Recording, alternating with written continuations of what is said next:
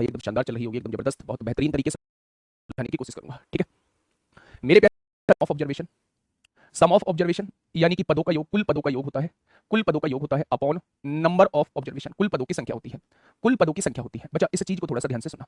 अगर मैं एवरेज का फॉर्मूला आप लोगों से पूछता हूं तो एवरेज का फॉर्मूला होता है कुल पदों का योग होता है, कुल पदों का योग होता है, कुल पदों का योग होता है। और अगर नीचे की बात करूं तो नीचे पदों की संख्या होती है।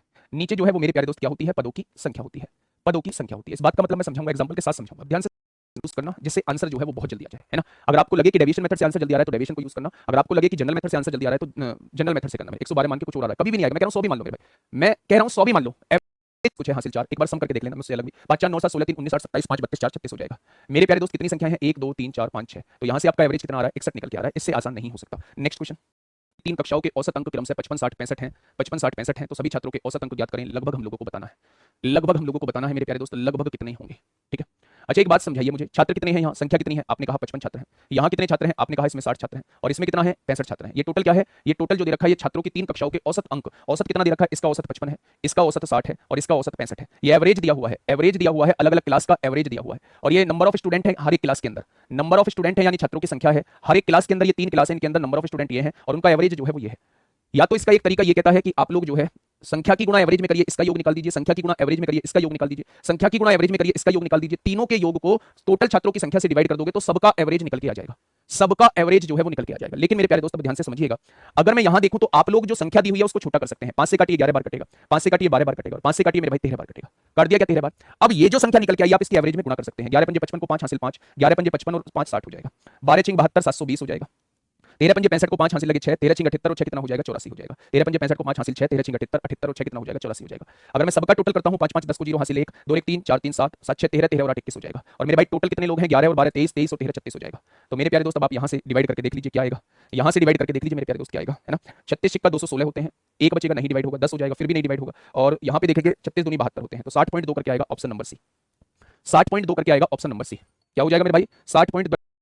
लड़के प्रत्येक 15 वर्ष के हैं तो विद्यालय के सभी लड़कों का औसत क्या होगा। पहले इन लड़कों की संख्या को छोटा करो, हाँ 10 से काट लीजिए, 10 6 60 हो जाएगा, 6 लड़के आ गए, हाँ 10 चौक 40 हो जाएगा, 4 लड़के आ गए, 10 पंजे 50 आ जाएगा, है ना 5 लड़के आ गए, और 10 पंजे 50 आ जाएगा, 5 लड़के आ गए। क्या अपने लड़कों की संख्या जो संख्या दी हुई है ना आप उसे छोटा कर सकते हैं, जितना छोटा कर सकते हैं उतना छोटा कर सकते हैं।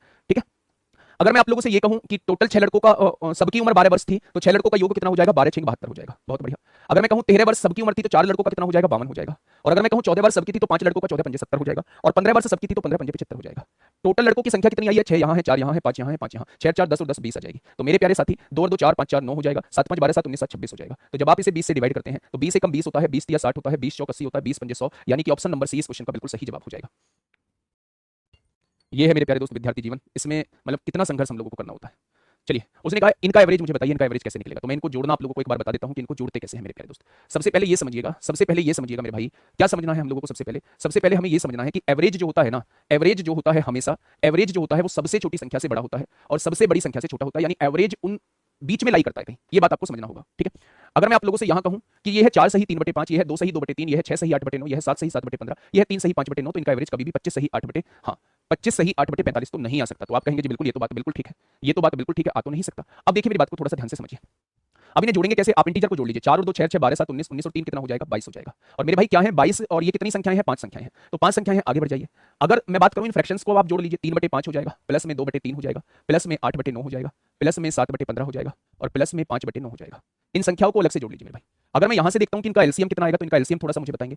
5 और 15 का एलसीएम 15 आ जाएगा, 15 और 9 45, क्या 45 आ रहा है इन सबका एलसीएम, आपने कहा जी बिल्कुल 45 आ रहा है। आपने कहा 5 में कितने की गुणा करें, 45, 9 की गुणा ऊपर कर दीजिए 27, 3 में कितने की गुणा 15 दूनी 30 हो जाएगा, 9 में 5 की गुणा 8 पंजे 40 हो जाएगा, 7 में 3 की गुणा 21 हो जाएगा, 9 पंजे 45 5 पंजे 25 हो जाएगा। क्या कोई दिक्कत, तो आपने कहा कोई दिक्कत नहीं है।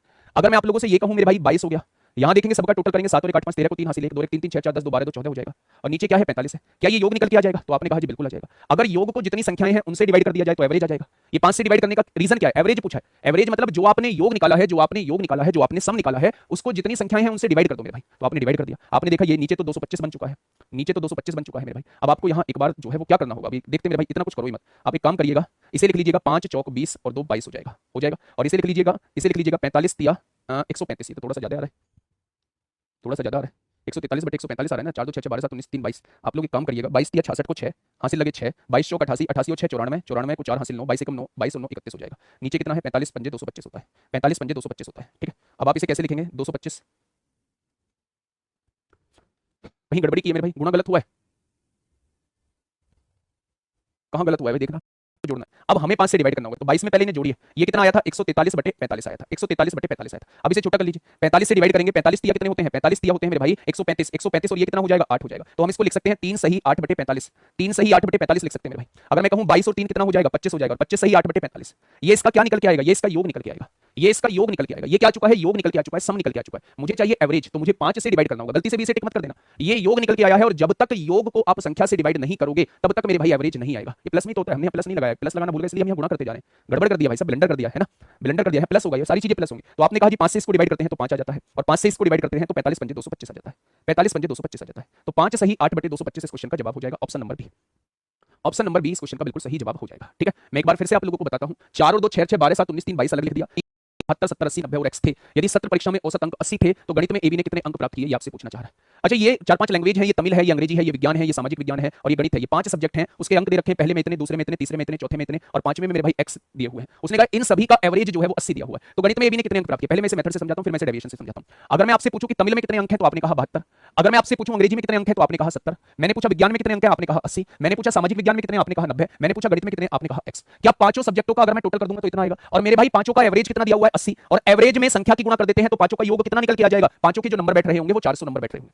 अगर पांचों का एवरेज आप लोगों को दिया हुआ है और टोटल 5 संख्याएं हैं तो एवरेज में संख्याओं की गुणा कर देते हैं तो टोटल निकल के आ जाता है सम। तो सभी 5 संख्याओं का योग जो है वो 400 है। आपने यहां देखा तो मेरे भाई टोटल किया 2 हो जाएगा, 9 8 17 7 24 7 31 हो जाएगा, 312 इधर प्लस है, इधर आके माइनस हो जाएगा, तो 400 में से 312 जाएंगे तो मेरे भैया मैथ में उसके 88 नंबर है। मैथ में उसके कितने नंबर है, तो मैथ में उसके 88 नंबर है। ठीक है, सेकंड मेथड, इसका सेकंड मेथड हम लोग डेविएशन से समझने की कोशिश करते हैं मेरे भाई। उसने कहा है ये 5 संख्याएं